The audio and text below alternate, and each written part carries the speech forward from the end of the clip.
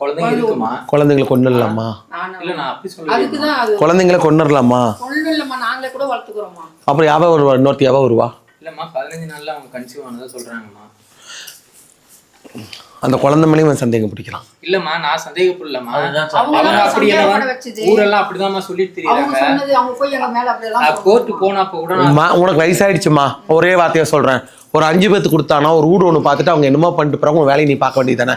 எதுக்கு அவனோட இருந்துட்டு நீ என்னமோ பொண்ணு தூர் வழியாட்ட கோடையே சுத்திட்டு திரியிற? அம்மானா அம்மா வேலையை மட்டும் பாருமா, தேவையில்லாத வேலை என்னம்மா பார்த்துட்டு இருக்கிற? இல்லம்மா இது என்னோட முடிவு தான் நான் சொல்றேன். ஒன்னும் அப்புறம் 2 வெளுத்தா தானே சரி வரும். ஸ்டேஷன்ல விட்டு பிள்ளையை பெற்றுக்குவேன், நீ தாலி கட்டிக்குவா, அவகிட்ட படுத்துக்குவேன், கொஞ்ச நாள் சரி எனக்கு பிடிக்கல வேணான்னு சொல்லிடுவேன். 6 ஒத்துக்குவாங்க. எந்த சாமி ஒத்துக்கு எடுத்துட்டு போவோம் காசை போய் எங்க போனா சரி பண்ணிக்கு போ. நீயும் ஒரு பொண்ணு தானே, அவளும் ஒரு பொண்ணு தானே, அவ வாழ்க்கையை வீண் பண்றீங்க பரவாயில்லையா? நீ வேணாம், நீ என் பையன் வேணாம், நீங்க போய் வாழுங்கன்னு சொல்லப்ப அவங்க கம்மனு தூக்குவாங்க. அப்படிதான் போனோம்.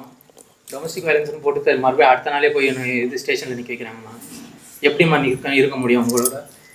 ஒண்ணுமே பண்ணாம டொமஸ்டிக் வயலன்ஸ் மேல ஃபைல் பண்றாங்க. கேட்டா நீ தனியா வரணும். சரி, இப்ப அந்த பிள்ளை வேணாம்னு சொல்லிட்டு நீ இன்னொரு கல்யாணம் பண்ணிக்க தயாராகிட்டியா? அந்த எண்ணத்துலயே நான் இல்லம்மா.